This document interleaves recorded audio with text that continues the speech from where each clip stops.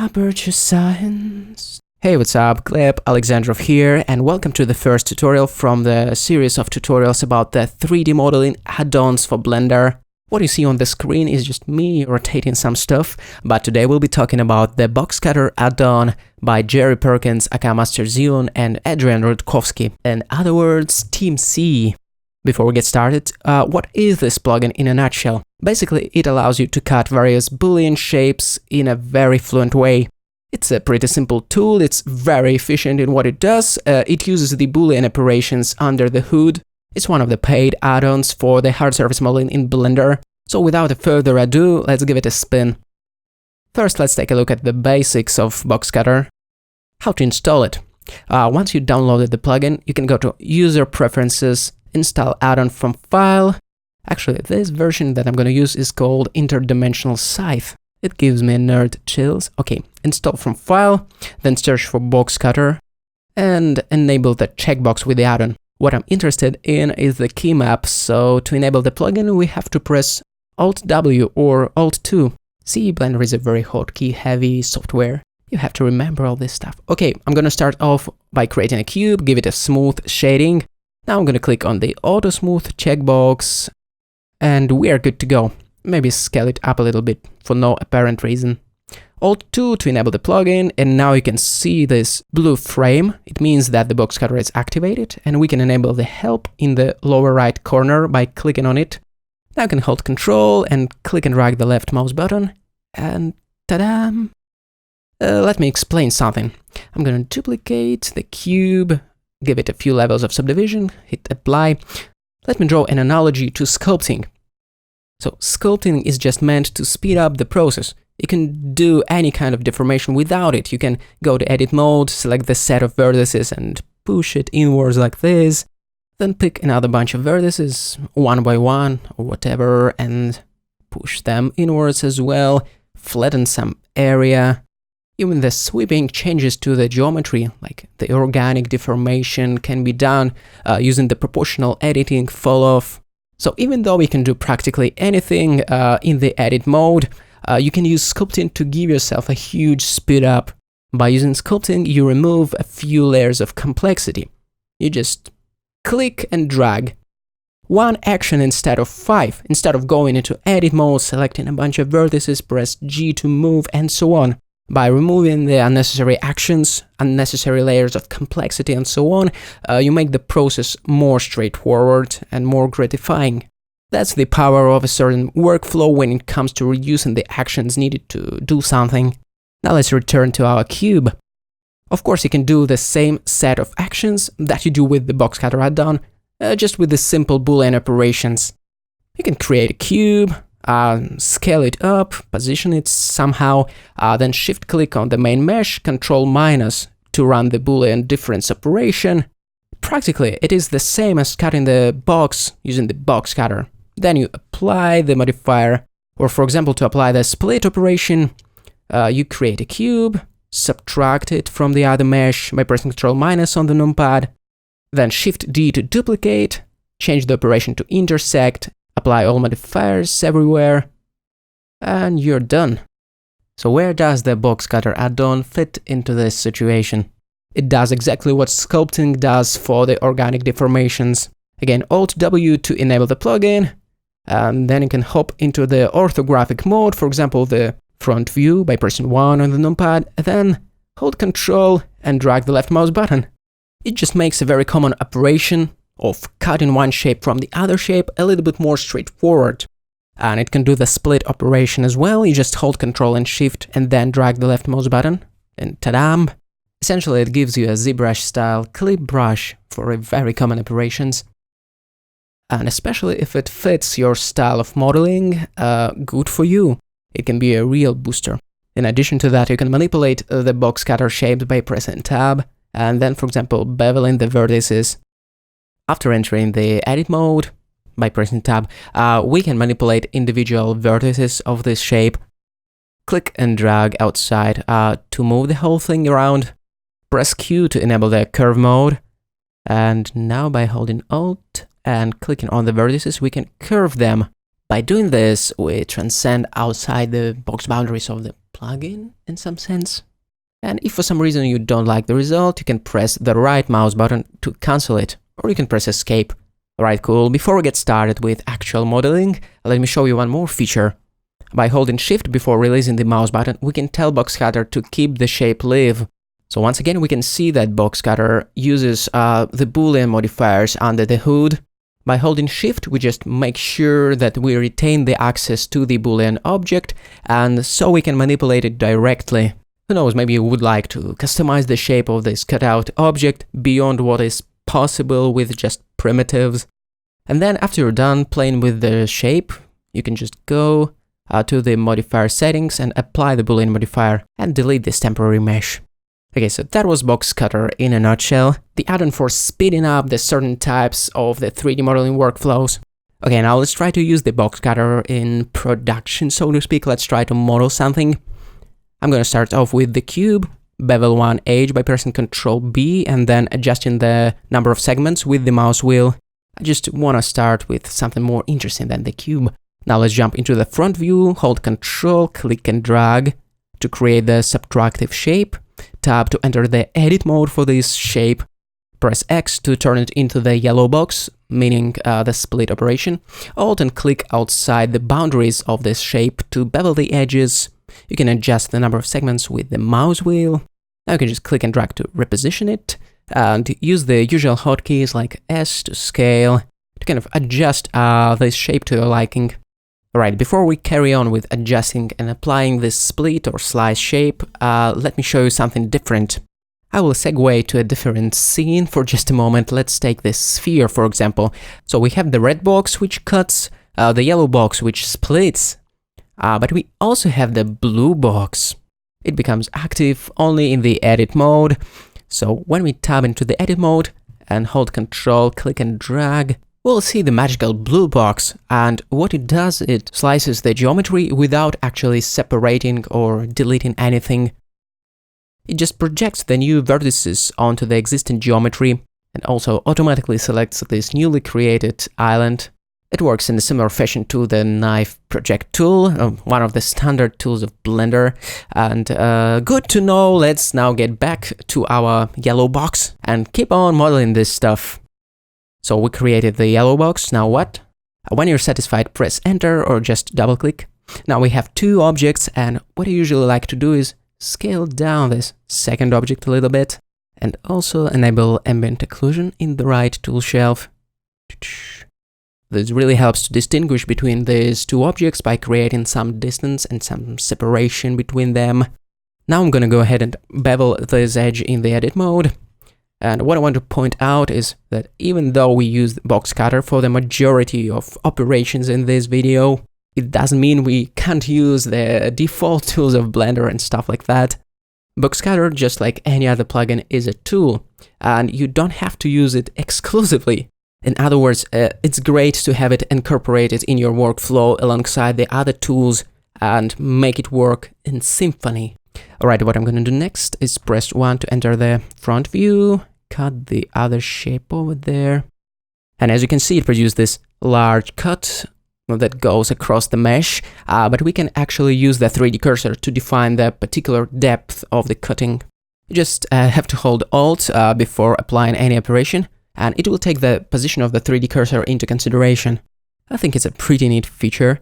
And now let's take a look at the settings of the plugin. You can press D to bring up the Box Cutter pie menu. There we can pick the primitive, like circle, box, and The circle is pretty self-explanatory. It's just, well, circle. You can control the number of segments and so on. And again, you can use the 3D cursor depth by holding Alt to define how far will the circle be pushed into the geometry. And once again, the output that this plugin generates is nothing more than a usual Blender geometry, so you can tab into the edit mode and edit it afterwards. Okay, what else do we have? We have the mirror options that you can enable in this menu, which you can bring up by pressing D. For example, the X mirror, which can use the 3D cursor as a pivot point, or it can use the origin as a pivot point for the mirroring effect, and it uses its own system that's not a Blender modifier or something like that. We can also enable the grid snapping over there and define the increment of the grid. Potentially it can help us with precision modeling, or at least it can help us to keep things tidy, because you know it's very easy to turn everything into mess, especially when you deal with the Boolean workflows of any kind. So lining everything up to some virtual grid helps a little bit, at least in theory. What else we can do is manipulate individual points and bevel individual points by holding Alt and clicking over them. I should say clicking and dragging. Once again, the red shape carves and the yellow shape splits. You can see the contextual help menu in the lower right corner of the screen. If it's closed, you can unfold it by right-clicking on it. Alright, what else do we have in the box cutter menu is N-gon. And N-gons are cool. I love N-gons. And you can imagine it broadens the range of shapes that we can use for carving and for splitting. We can press the Alt-Z to turn on the angle snapping. It's a very useful function. It helps to maintain the consistency of angles across the model. From the design perspective, it's super important. It's a shape language of your mesh, and if all shapes and angles speak to each other and interact in some way and you maintain the proportions, it just looks gorgeous. But you know what, I screwed the angles here, so I'm gonna symmetrize this mesh by pressing space, selecting symmetrize, then defining the direction. And I'm gonna do the same for this mesh, tab, select everything, space, symmetrize. Maybe it's just my personal preference, but I prefer to work on one side of the mesh and then symmetrize everything to the other side. I just feel that it's a more bulletproof method of doing things, but maybe I'm wrong about it. Anyway, here I'm proceeding with some cutout operations, and I prefer to jump into the orthographic mode before carving stuff. I just like to work with projections. But it's not imperative. Box Cutter allows us to use 3D primitives as well as these projections. Once you switch to the perspective view, the mode of this plugin changes, and it just allows us to create and to edit 3D primitives, which is pretty cool. Here I'm finalizing yet another N-gon shape, which we can draw by holding Control and placing these individual points, which we can bevel afterwards. Again, practically, this is the same as creating a cube using the standard Blender tools and then modifying it in the edit mode. But the important distinction is that Box Cutter is just faster in doing it. And the speed, the amount of steps that you have to take, the amount of clicks that you have to make really matters, I would say. Okay, here I'm sketching out some detail that I will replace later on with a more interesting mesh. Now let me do some connecting cuts in the top view. Hold Control, click and drag, hold Control, click and drag, very meditative. I'm trying to keep simplicity mantra in mind, just keep it simple, because it's very easy to slice it up like in a Fruit Ninja game and turn it into, basically into some kind of voxels. Alright, so what I'm doing here is using the perspective mode, perspective view I should say, to create the cutout primitive. And I'm setting the rotation angle to 15 because 45 was a little bit too much. And using the standard Blender hotkeys like R and Y to define the rotation of this primitive. And once I'm satisfied, I'm pressing Enter, but actually Control Z because it doesn't look good. Let's press D, select circle. I want to make a large cut over there, or rather, I want to split the mesh using the circular shape. And surprisingly, once you get used to the hotkeys of the plugin, it's very pleasurable. I don't know why, but it heavily reminds me of ZBrush. I guess it's just how the interaction feels. You know, there's philosophy of immediate feedback when you draw something, bam, and you apply it to the mesh without ever touching individual vertices, stuff like that. I'm aware that it's a little bit of subjective judgment, but for me, the plugins by Team C feel a little bit like ZBrush for some mysterious reason. I'm not exactly sure why, maybe you will have a different experience. Interestingly, when we separate some part of the mesh by using the split functionality, the yellow box, we kind of create a safer conditions for further manipulating this part of the mesh, because even if we screw it up, the topology from hell won't propagate to the rest of the model. Oh, and another function that I wanted to show you very briefly is array. You can press V and then Z, X, and Y to define the axis of the array. Basically, it's a very quick way to carve some rhythmical patterns and stuff like that. And I'm returning to the side view to cut a little bit more shapes from this part of whatever it is, a vacuum cleaner. Actually, I have no particular idea of what it is. I'm just freestyling. It looks to me like some kind of car or a vacuum cleaner, as I said. And while I was in the flow of creating this thing, I envisioned such a cool game concept, like a racing game, but with vacuum cleaners instead of cars. Like, who will clean the room first? Competitive racing game with vacuum cleaners. So nerdy.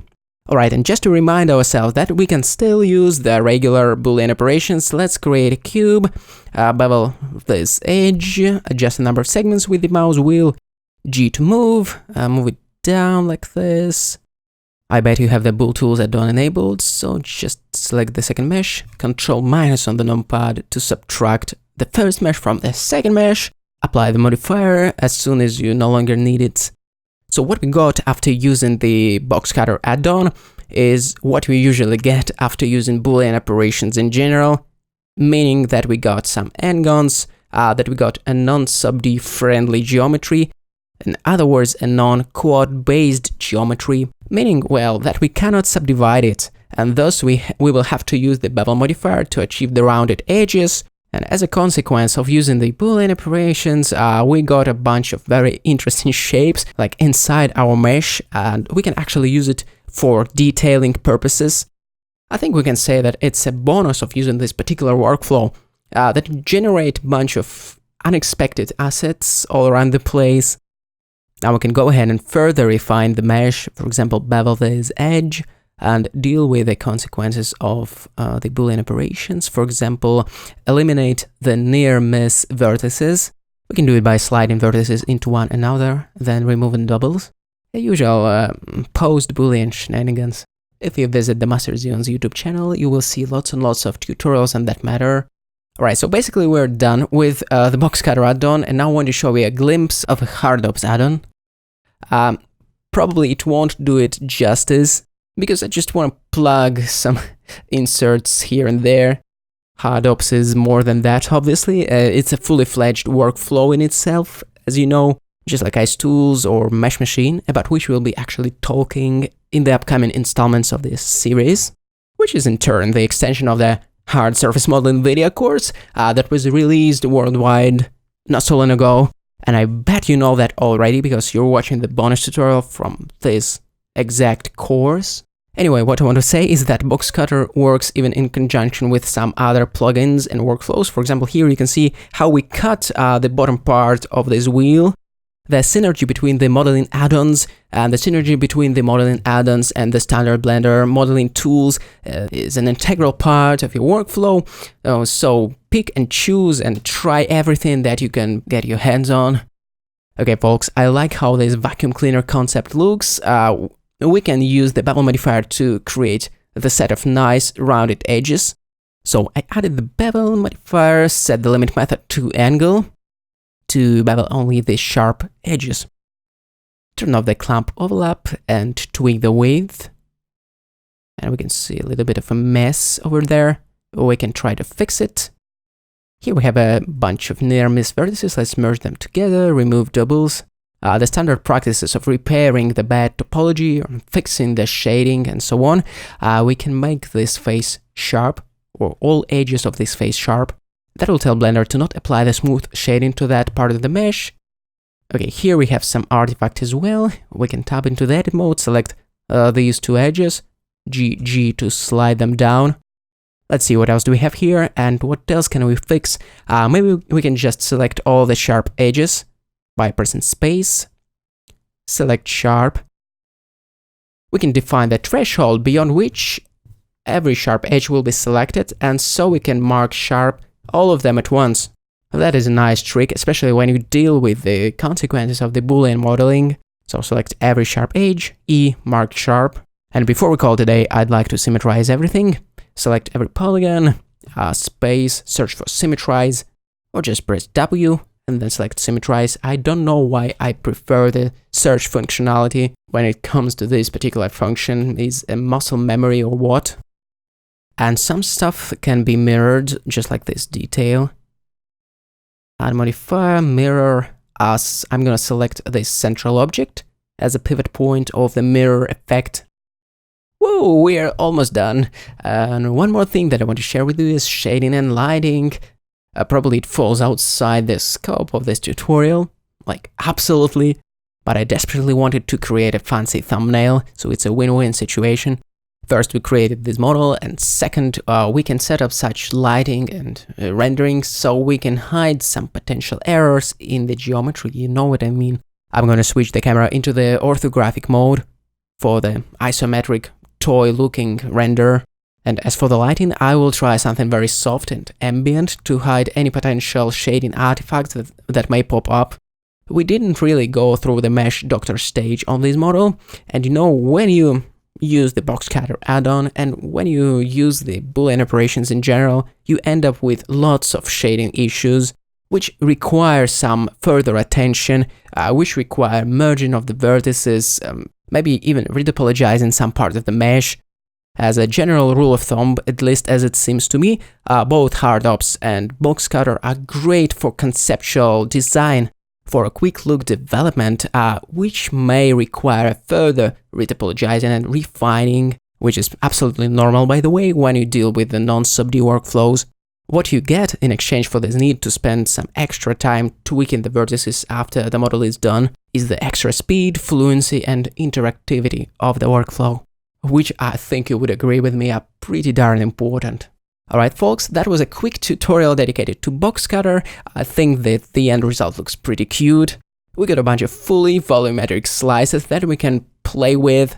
If you think about it, it works just like the industrial design in the real life. We got a bunch of fully enclosed, watertight or manifold meshes, non-intersecting by the way.